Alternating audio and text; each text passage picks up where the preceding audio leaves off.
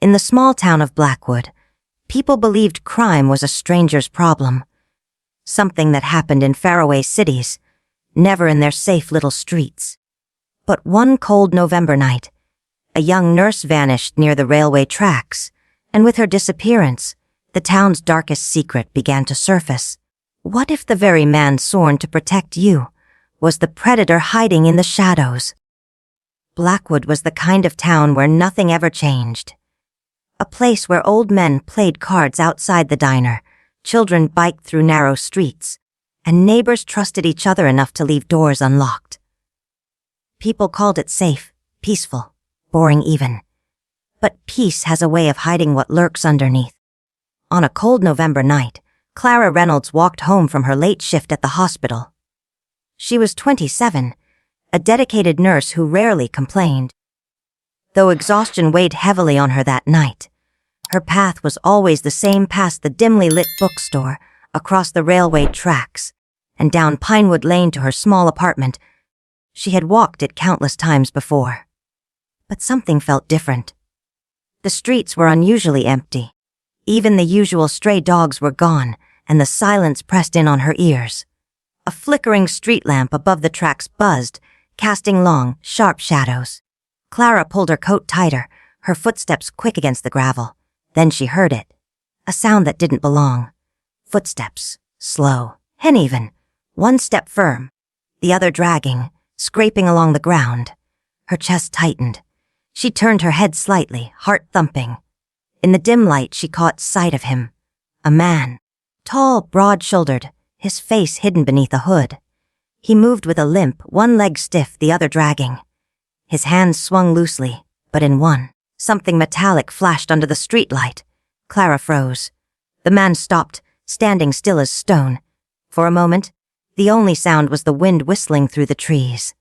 Then, with terrifying calm, he began moving toward her. Clara ran. Her bag slipped from her shoulder, hitting the ground near the tracks. She didn't dare stop to pick it up. Her breath came out in sharp bursts as she sprinted down Pinewood Lane. Behind her, the footsteps quickened, the scraping limp mixed with heavy thuds. Then suddenly silence. Clara risked a glance over her shoulder. Nothing. Just the empty tracks stretching into darkness. She slowed for a moment, confusion clouding her panic. That was the last anyone saw of Clara Reynolds. The next morning, her bag was found by the tracks. The strap was torn, her phone shattered as if smashed against the ground. But Clara herself had vanished. The police treated it lightly. They filed their report and muttered theories. Maybe she ran away. Maybe she left town on her own, in Blackwood. People didn't want to believe something darker could exist. But Ethan Reynolds, Clara's older brother, knew better. She wasn't the type to disappear without a word. Clara had been saving for a new apartment, planning to visit their parents soon. She had plans, a life. She would never just walk away. Ethan stood at the railway crossing where her belongings had been found, his hands clenched into fists.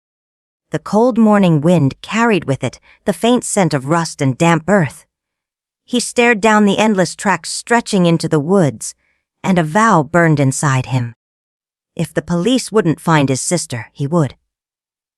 No matter the cost. What Ethan didn't know was that Clara's disappearance was not the first in Blackwood, and if he kept searching, he would uncover truths the town had buried for years. Truths that could destroy him. Ethan didn't sleep for days after Clara vanished. He plastered missing posters across town, begged the police for updates, but nothing came. Everyone seemed ready to forget her. Everyone except him. Then Ethan started noticing a disturbing pattern. Clara wasn't the only one. In the last 2 years, 3 other women had disappeared in similar circumstances. All were night shift workers. All vanished near the railway tracks. And in every case, the police called it a runaway. The one evening, while Ethan taped another poster near the tracks, an old man approached him. His eyes were pale, his voice shaky. "You're wasting your time," the man whispered. "The police won't help you. They know who he is." Ethan frowned. "Who?" The man leaned closer. "The one with the limp. People see him at night.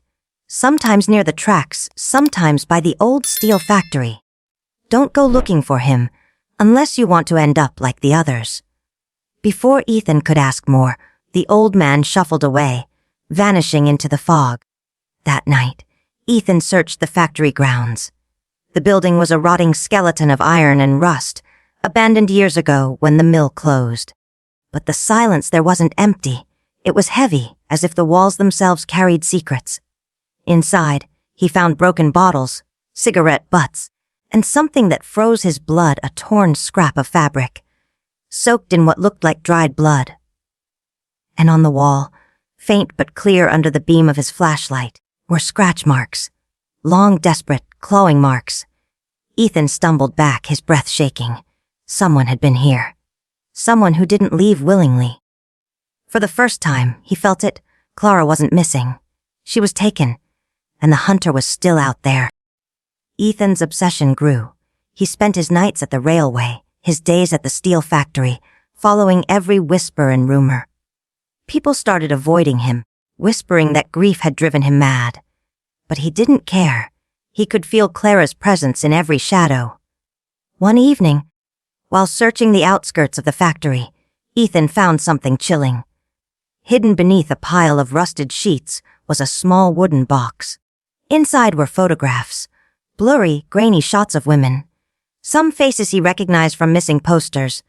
And there, in the corner of one photograph, was Clara's hospital uniform.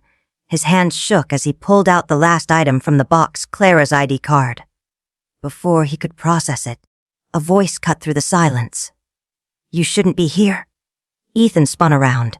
A man stood at the far end of the room, his face half hidden by shadow. He was tall, broad-shouldered, his leg dragging slightly as he stepped forward. The sound, scrape, thud, was unmistakable. The limping man. Ethan's chest tightened, adrenaline surging. The figure tilted his head, a cruel smile curling on his lips. "You look just like her," he rasped. Same eyes, same fear. Before Ethan could move, the man lunged. Ethan bolted, weaving through the rusted machinery as footsteps pounded behind him. His breath tore through his throat as he stumbled into the night, barely escaping through a broken window.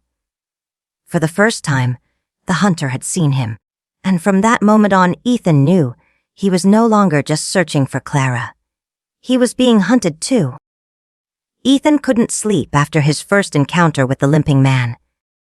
Every sound outside his window, every creak in the floor felt like a warning. He knew the killer had seen his face, and killers don't let witnesses live. The next evening, Ethan decided to go back to the factory, but this time he wasn't alone. Detective Harper, a retired officer who had once investigated the older disappearances, agreed to help him. Harper was grizzled, tired of fighting shadows, but he saw Ethan's determination and knew the boy wouldn't stop until he had answers. Inside the factory, Harper led the way with his gun drawn. "Be ready," he whispered. "If he's here, he won't run." As they entered a hidden corridor, the stench hit them. Rot and rust mixed together. In a locked room at the back, Harper forced the door open. What they saw turned their stomachs. The walls were lined with photographs of missing women. Personal items, shoes, earrings, scraps of clothing, were nailed to the boards like trophies. In the center lay a stained mattress, chains bolted to the floor, and on the far wall, smeared in something dark, were the words, "for." Ethan felt his chest tighten. "Clara," he whispered. Before Harper could respond, a shadow moved behind them. The limping man stepped out, knife gleaming in his hand, his voice low and mocking. "You should have listened. She's mine now." The fight was brutal. Harper fired, the shot echoing through the steel walls, but the man lunged with terrifying speed. The three clashed, metal clanging, fists pounding, screams tearing through the night. In the struggle, Harper managed to rip the hood from the killer's face. Ethan froze in disbelief. It wasn't a stranger. It was Officer Grant, the respected policeman who had been leading the very investigations into the disappearances. The predator had been hiding in plain sight all along. The factory rang with the sound of struggle. Harper and Grant clashed violently, the old detective fighting with every ounce of strength he had left. Ethan grabbed a rusted pipe from the floor and swung it, knocking the knife from Grant's hand. The limping man snarled, his mask of respectability shattered. "You think you've won," he spat. She begged for help, just like the others. Rage surged through Ethan. He slammed Grant against the wall, fists trembling. "Where is Clara?" he shouted, his voice cracking. But Grant only laughed, blood dripping from his lip. Police sirens wailed in the distance, closing in fast. Harper pinned Grant down until officers stormed the factory. The man who once wore a badge of honor was dragged away in chains, his limp dragging with each step. The town of Blackwood was stunned. Their protector, their trusted officer, had been their predator all along. The headlines called him the Blackwood Collector. But for Ethan, there was no victory. Clara was still missing. Despite days of searching, no body was ever found. Some whispered she was long gone, another trophy lost to the shadows. Others believed she might still be alive, hidden somewhere nobody had looked. Standing by the railway tracks where it all began, Ethan stared into the endless darkness. The cold wind bit at his skin, carrying faint echoes of the past. He clenched his fists, whispering to himself, "I'll never stop searching Clara. Not until I know." Behind him, the town tried to move on. But the shadows of Blackwood remained, haunting, silent, waiting. Because even with the killer behind bars, some questions were never answered. And sometimes, the scariest part of the truth is not knowing if the nightmare is truly over. Officer Grant was unmasked, the predator hiding in plain sight. Blackwood tried to breathe again, but the air still felt heavy, because Clara was never found. Was she gone forever, or was she still out there, lost in the shadows? For Ethan, the nightmare had no ending, because some questions don't die with the monster. They live on, haunting the silence of Blackwood,